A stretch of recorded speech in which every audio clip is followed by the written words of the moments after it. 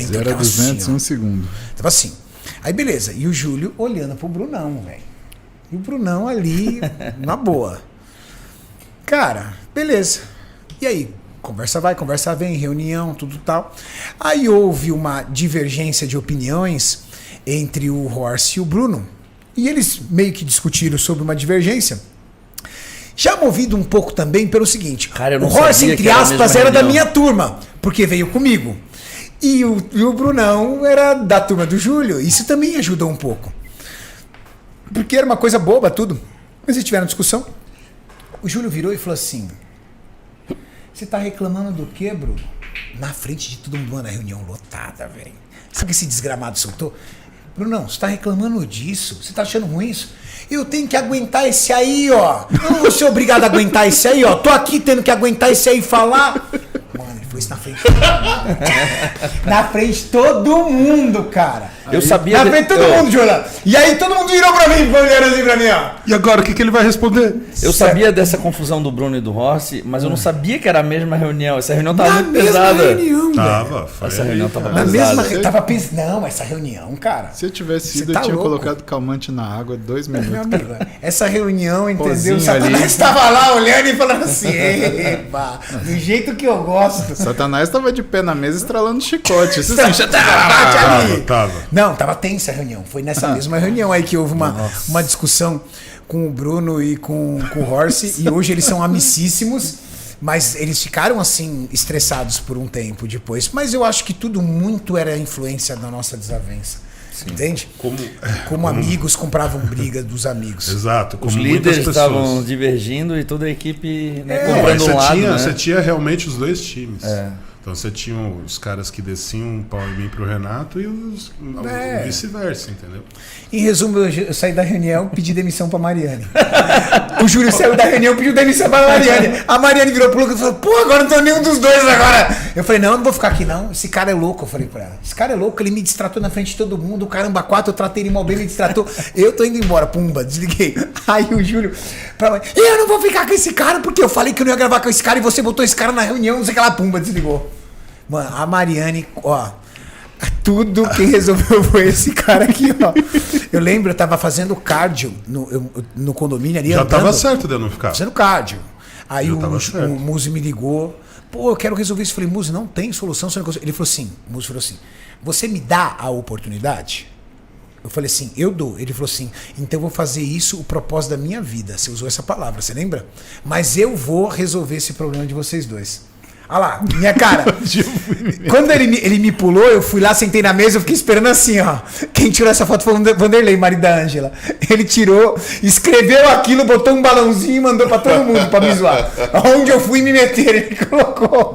De zoeira never ends, né? Acho que sou eu aqui, ó, com essa camiseta. Acho que se passa eu falando, não é? Não, você tava mais atrás. Um pouquinho mais atrás, aí provavelmente deve ser outro. Não, aquele braço tá muito flexionado Horst, pra ser o teu ali. Ai, ai. Da época. Mas eu tava ali, ó, parado ali, ó, ali na esperando. época, Eu falei: na oh época. meu Deus do céu, é hoje. Aí fiquei ali já esperando.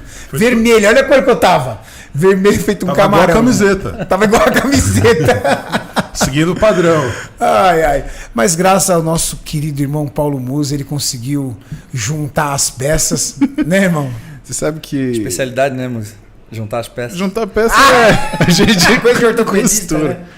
É, mas sabe, foi uma grande lição pra mim, sabe, Renato? Porque, assim, eu decidi que era o seguinte: o que era importante era daquela linha pra frente. E existia... Você sabe que as pessoas, elas falam uma coisa que eu acho que é uma dúvida de caráter. Ela fala: existe a história de um, existe a história do outro, existe a história verdadeira. Não existe isso. Entre pessoas honestas isso não existe. Existe a mágoa de um, a mágoa de outro e a história verdadeira.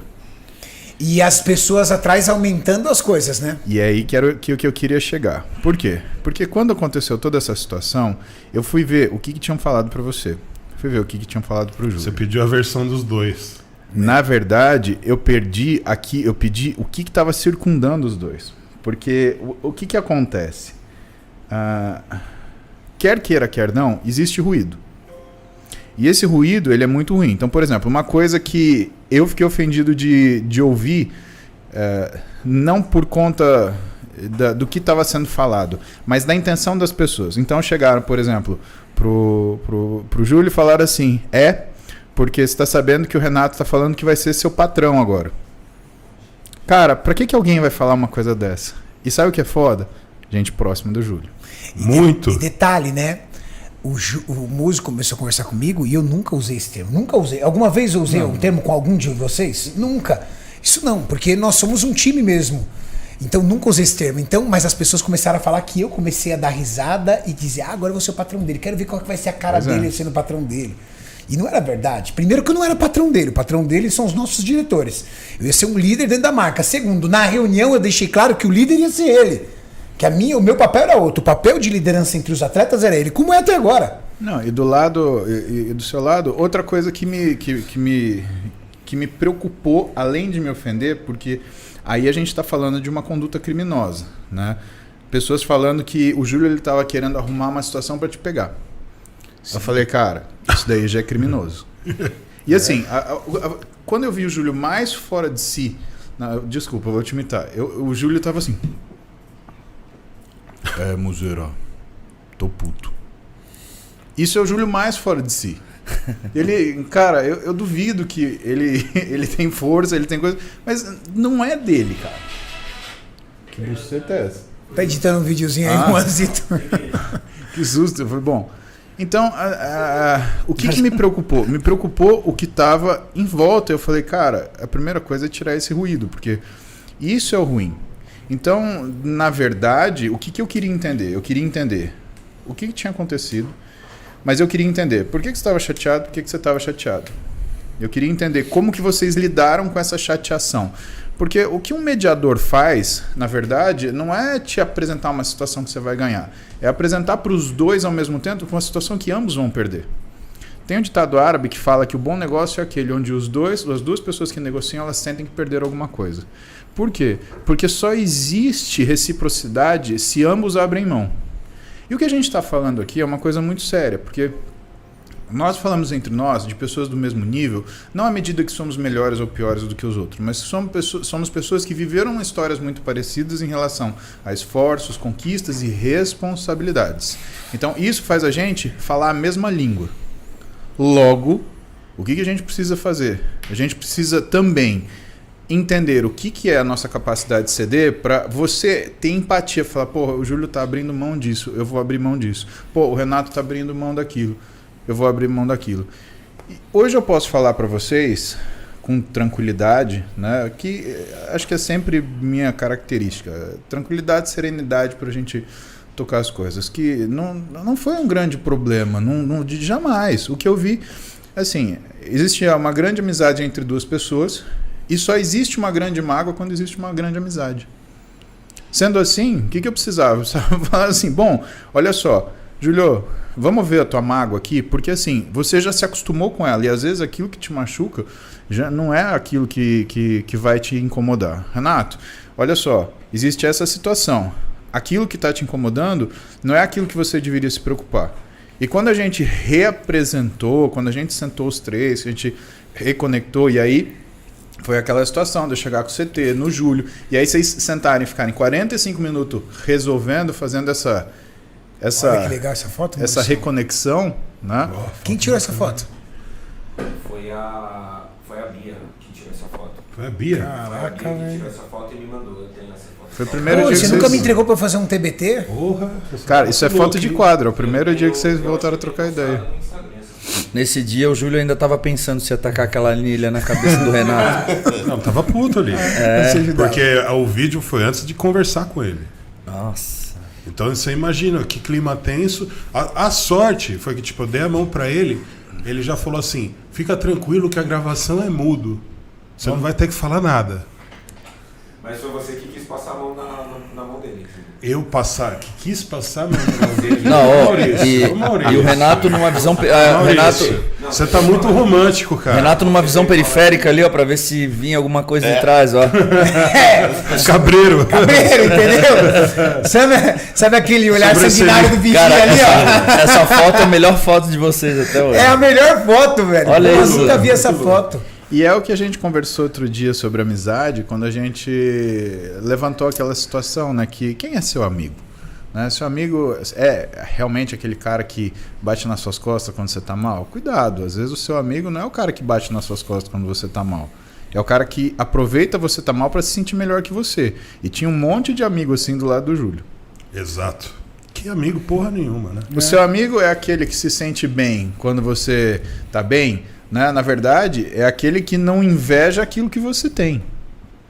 Porque o cara, ele tem que ser bom para estar do teu lado quando ele precisa, mas ele tem que ser melhor para te admirar por aquilo que você conquista.